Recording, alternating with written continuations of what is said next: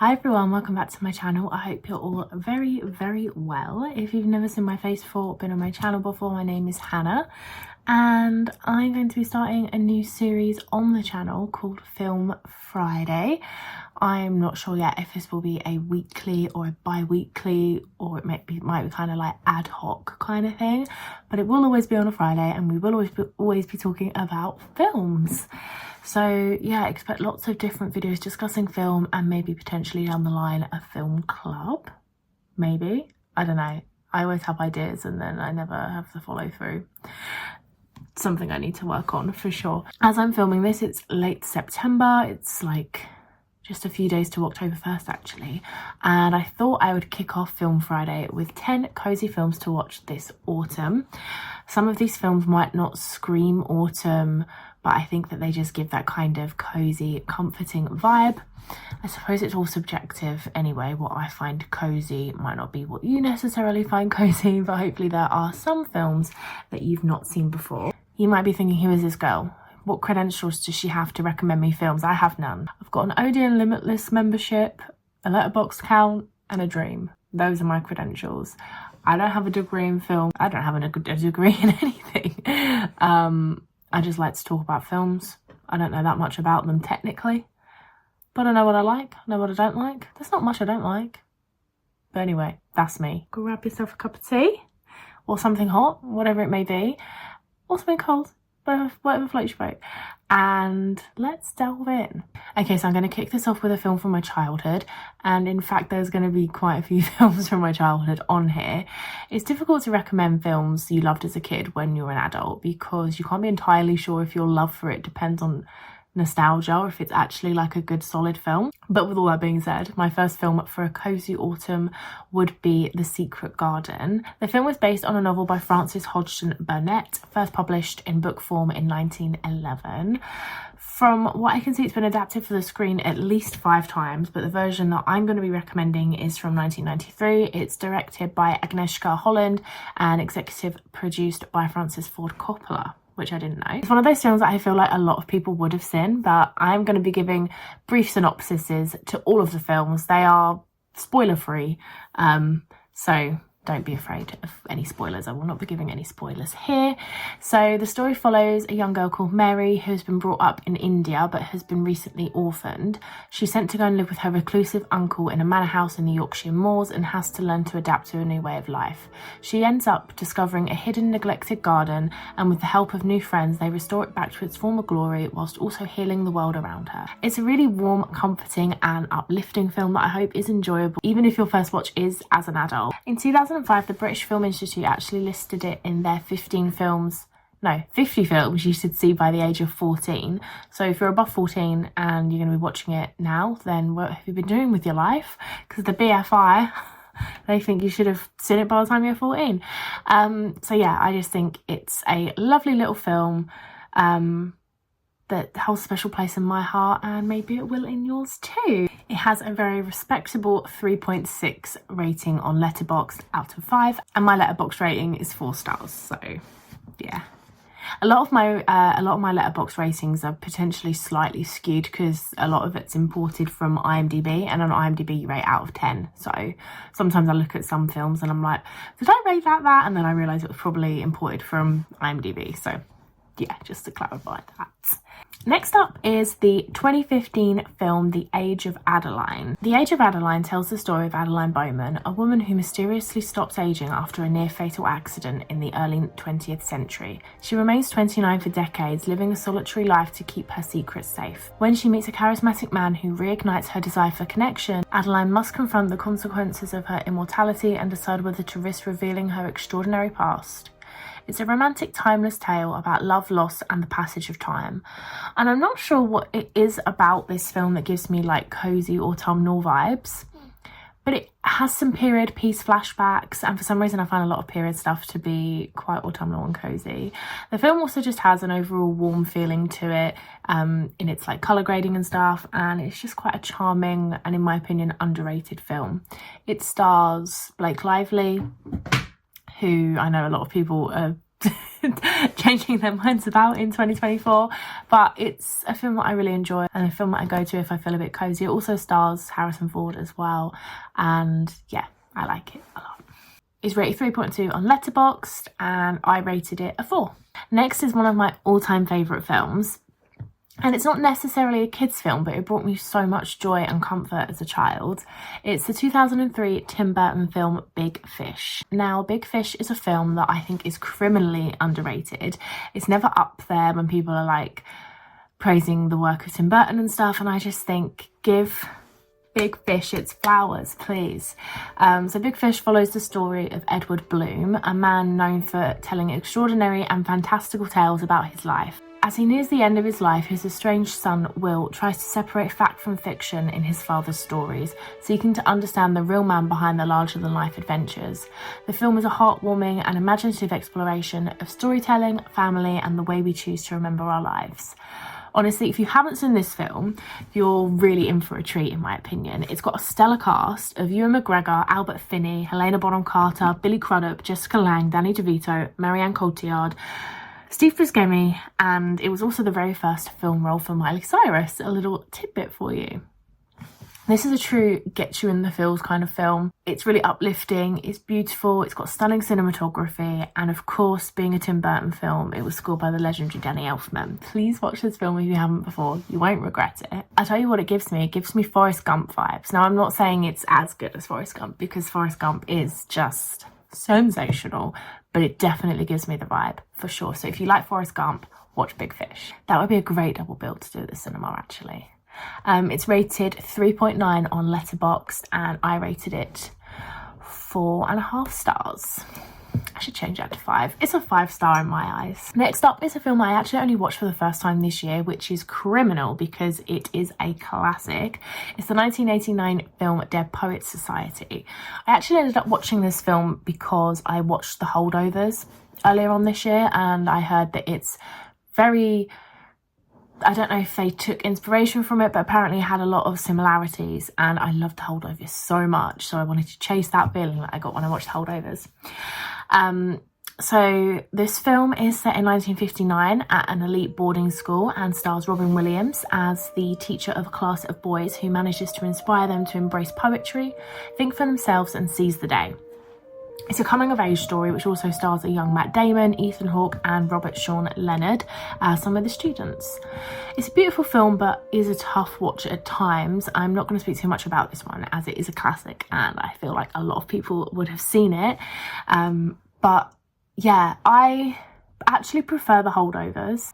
I didn't really want to compare the two films, but I personally prefer The Holdovers, but I also think that Dead Poets Society definitely has the autumn cozy vibe I'm looking for, but it is devastating also. Unsurprisingly, this film is very highly rated on letterboxd. It has a 4.3 and I rated it 3.5. In hindsight, I think it's possibly a slightly unfair rating, though I do think 3.5 is a good high rating out of 5. Perhaps I wasn't in the best of moods that day, I don't know. Definitely one I'd be willing to give a go again, though it was very gut-wrenching. Okay, next we have another film that I loved as a kid. I am sensing a pattern here, and I actually ended up rewatching it because I was writing this list together. I rewatched it the other day because I really needed something kind of light and easy and familiar, nostalgic. So the next film is the 1999 film Runaway Bride, directed by Gary Marshall. You'd know him as being the director from Pretty Woman, The Princess Diaries, Overboard, among others. It stars Julia Roberts and Richard Gere. They are reunited from Pretty Woman. It follows Julia's character Maggie Carpenter, a woman who has a habit of leaving grooms at the altar, when a big city journalist, Ike Graham, played by Richard Gere, writes a story about her infamous reputation. He travels to her small town to cover her latest engagement, and as he gets to know Maggie, he starts to question the truth behind her runaway tendencies. Now, the film is clearly not going to be groundbreaking cinema, but it was an absolute staple in my house growing up, and it definitely has autumnal vibes. I actually wrote what I'm reading before I rewatched it. but I've written, I distinctly remember there being at least some of the film shot in autumn. There definitely is autumn vibes there. And also Julia Roberts' beautiful, like, fiery red hair. It's just billowing like in the wind, and it's just got the vibe. So if you like Pretty Woman, I'd say definitely give this a watch, because it's really nice just to see Roberts and Gere reunited.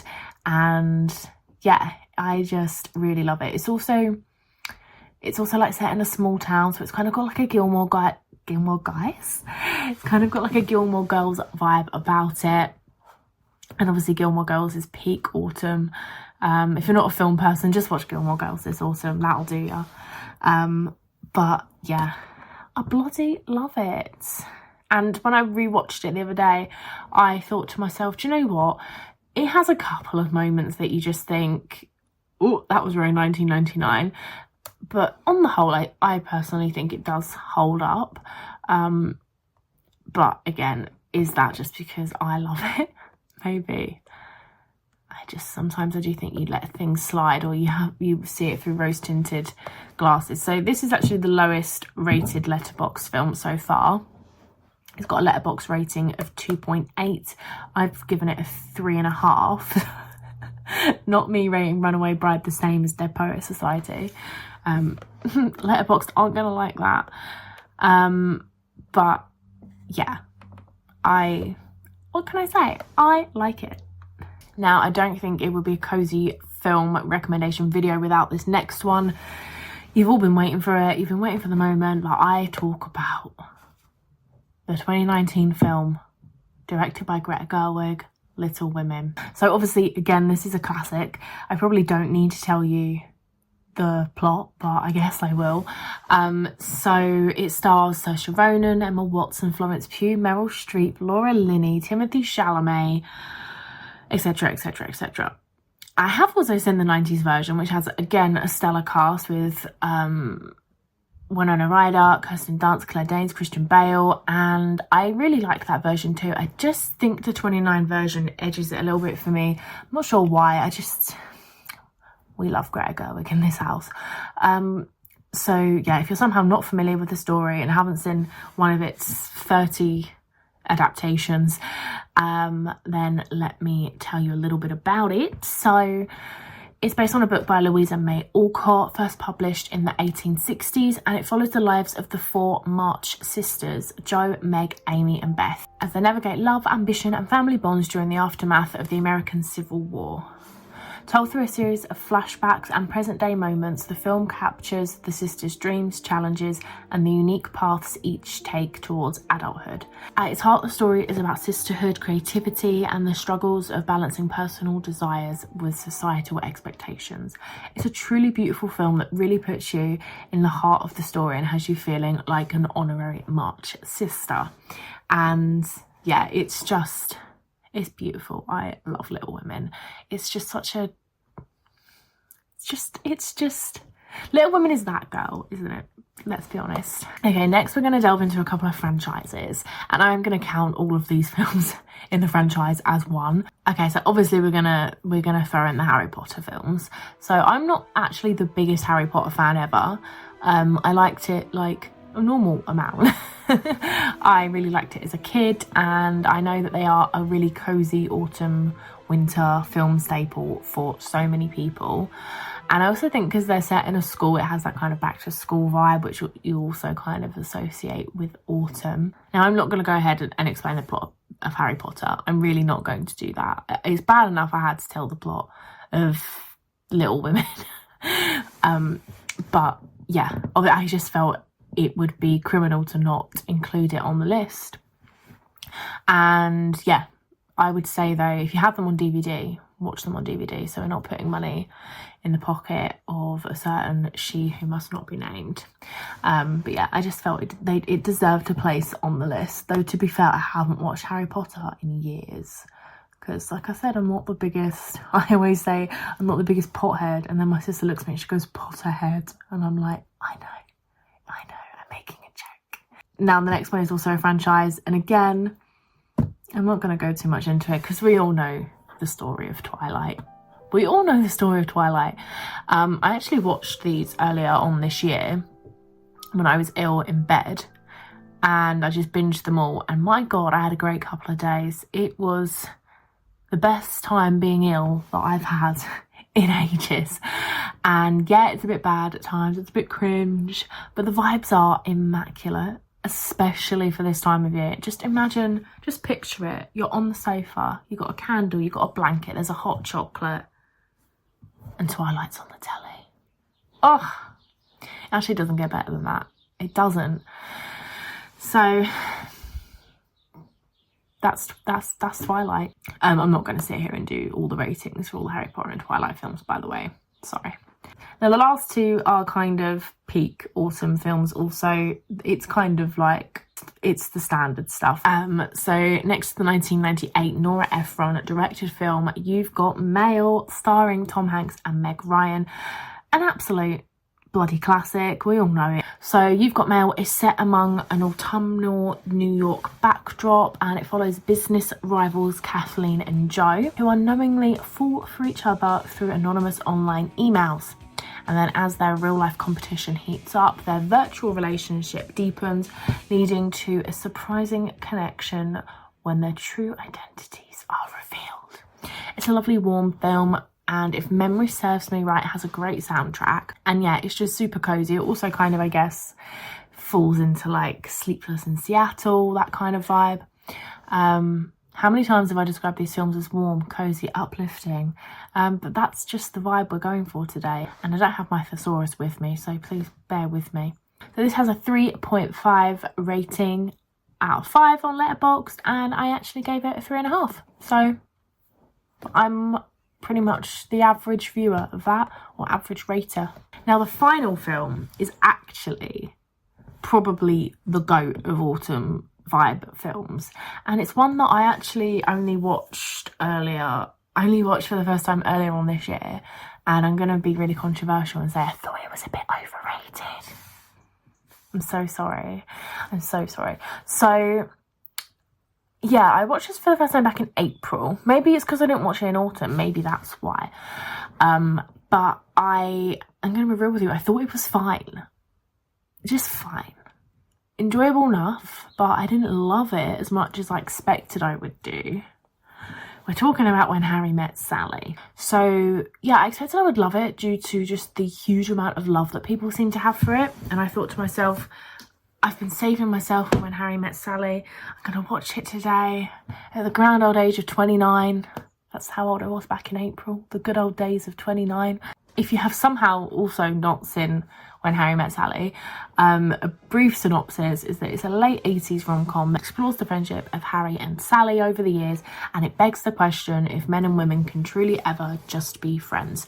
So I think part of the reason that I wasn't like super enamoured with it would be because by the time I ended up watching it, I'd seen this story be told in film time and time again, and that's obviously not the fault of the film itself, but just my personal experience with viewing it. It wasn't fresh or an original concept to me by then, and it is like kind of crowned as like the original rom-com, so I respect it for that. But I wouldn't have put it on my list if I didn't respect it and think it deserved a place there, you know. But I would definitely say that When Harry Met Sally is worth watching enough just for the fashion and the background of autumn in New York. I rated it a 3. Because although I didn't love it, I had to respect it for what it was. My ratings on Letterboxd are always very skewed. I throw a lot of stuff in there. I'm rating it on if I had a good time, if I think it was a good film, but maybe I didn't love it, blah, blah, blah, blah, blah. Like my Letterboxd rating system is non-existent and all over the shop. And it has a 4.1 on Letterboxd. So pretty well-regarded film by the Letterboxd community. Okay, so those were 10 cozy films for you to get stuck into this autumn. If you're watching this and thinking, hey, where's my favourite autumn film? I'll be linking a Letterboxd list in the description with all of those films and some more for you to sink your teeth into.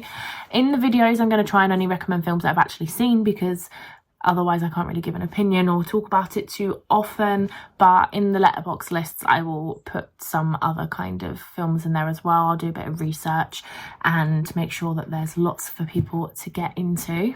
Please do feel free to leave your favourite cosy films for autumn in the comments, and I will add them to the letterbox list, and it can be a little group effort.